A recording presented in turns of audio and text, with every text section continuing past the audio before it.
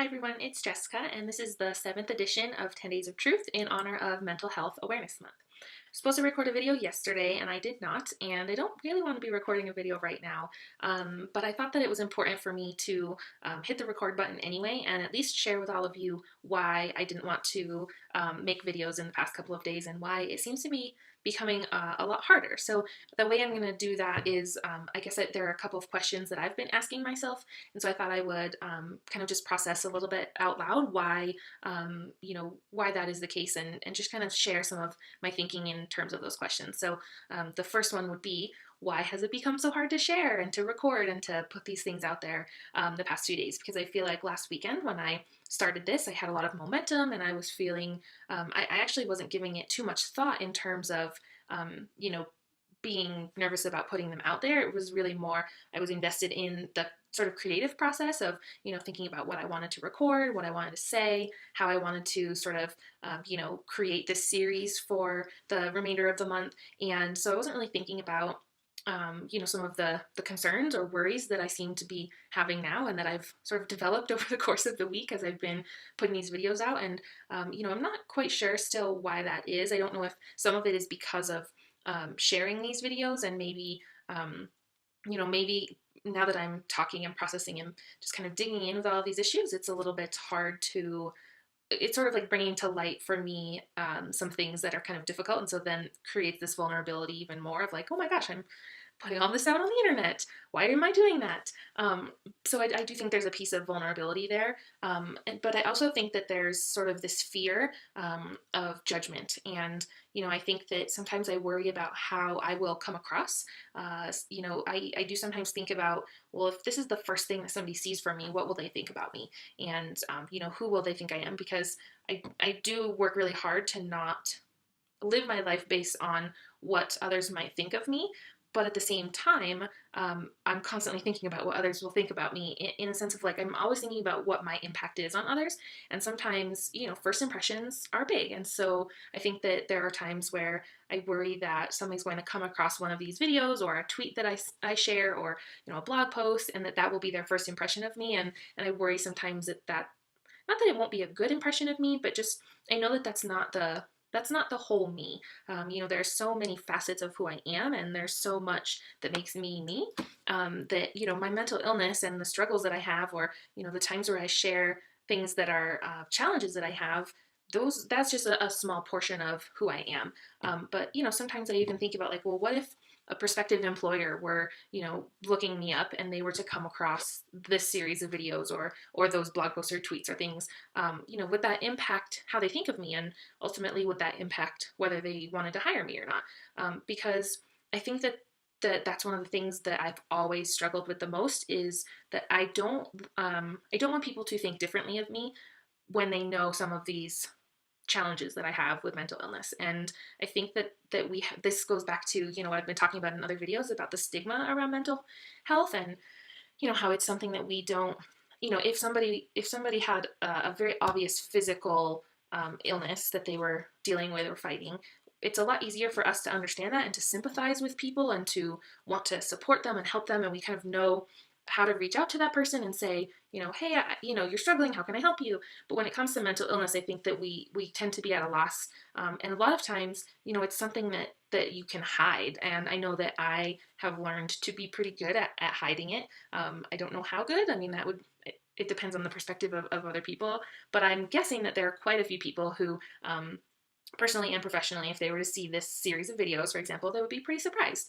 And I was reading an article the other day about how, that there's this sort of misnomer about, high achieving students and mental illness, and how a lot of times we don't associate those two things as being able to be, the same person, but that in actuality, kids who are high achieving tend to actually be really prone to struggles with mental health. However, they're also really good at hiding it, and so it's harder to sort of identify those kids and to be able to help them because they often are so good at hiding it. And so, I think that that's something that a lot of us learn over the years, is how to hide the things that we're struggling with, or only to share little bits of it, or only to share little bits with certain people. And that's definitely my case. And so I guess doing this video series is my attempt at trying to get better at that and like putting it out there more. But in doing so, I feel really exposed and uncomfortable, and I'm not really sure. Like I have this urge at this particular moment to just like delete all my videos, or not delete them, but make them unlisted at least, if not just private, and to just sort of like pull back a little bit, because I am afraid. I'm afraid that people will think differently of me, and that people will see something and think, oh, I always thought she was so responsible and she's not, or I always thought that she was, really, had things together and she doesn't, and so I worry about that. It's something that I'm constantly thinking about, particularly during, different phases of, like, if I'm having sort of a depressive episode or an episode of anxiety, like those things definitely creep in really easily. I think the other reason that I haven't wanted to record is because, kind of like what I just said, like your brain plays tricks on you pretty badly when you are fighting any kind of mental illness, and that tends to be what happens to me. And so a lot of times, my in my head, I'll start telling myself certain things like, people won't think that you're responsible, or people won't think that you are, the same person that they used to think, and all those kinds of things. Everything feels more like sensitive and raw and like vulnerable, and it really messes with your confidence, or at least with my confidence. And I think that it's just easy for me to convince myself that, like, it's easy for me to convince myself a lot of things. One is like, you're not confident and you shouldn't be putting this out there. Another one is, just like being super self-conscious about everything, and much more so than, when I'm feeling happy and healthy, and, I feel more able to sort of tackle big things. And I think I don't like to admit, especially in those moments, I don't like to admit, um, you know, things about my illness. For as hard as it is to talk about it, I think it's that much harder to let people see it. And that's what you're seeing right now. What you're seeing right now is a few days worth of not a great, being in a great mental place. And like, this isn't really my worst. Like, it's not my best, but it's definitely not my worst, not even close. And so, I think it's just really hard to let people see you. I don't know. Maybe it's similar to like when I have the flu. Like, I wouldn't want to. When you're at your worst and you're like laying in bed in your pajamas and you're so sick that you can like barely, stay awake, or like manage to just kind of exist because you're feeling so sick.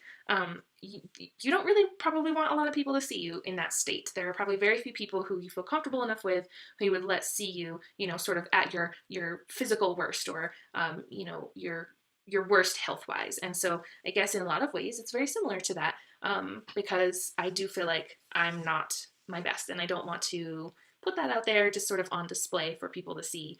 And I think too, it's hard to, like, all of this stuff is really hard to articulate. Like, I've been thinking all week, how do I explain to somebody what my depression feels like and looks like, or what my anxiety feels like and looks like? And I haven't really been able to come up with a lot of really good ways to describe it, and to kind of share what that picture is, and to kind of convey that message very well. I think that a lot of the stuff that I'm sharing is really hard to articulate, and it's also stuff that I have yet to like fully process or understand myself. So that makes it even harder to be able to share that with other people.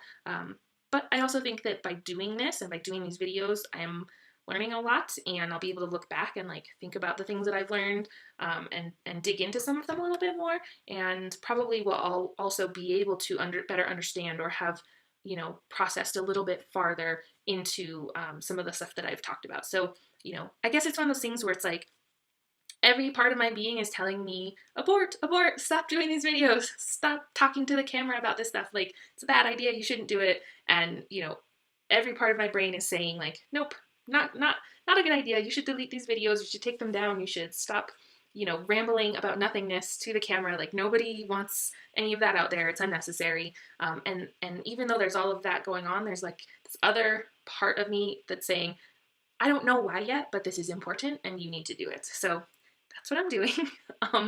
I don't know why, because there's that tiny little bit going, this is important, you need to do it. And then there's like all the rest of me that's saying, no, this is a terrible idea, what are you doing? But I'm going to hang on to this little bit, at least for right now. And I'm just going to kind of keep going with it. I've had people tell me before, very wise people have told me that the things that scare you the most are the things that are most important for you to do, and that when something scares you that much, that's how you know it's worthwhile and that it's something that you should be doing. So I try really hard to live my life that way, and to remind myself when something is really, really scary that that means it's really, really important, and that I am going to get a lot out of the process of jumping in and pushing myself and being able to do whatever that scary thing is. So that's what I'm doing. I'm going to put that out there, and I'm going to hopefully be able to finish the 10 days. Even though I'm a day behind now, I am going to try to stick with it and keep pushing through for what it's worth. I don't really know what it's worth yet, but this thing says it's worth something, so I'm going to keep doing it. But thank you for listening, and I hope all of you had a great day, and I'll talk to you all hopefully tomorrow.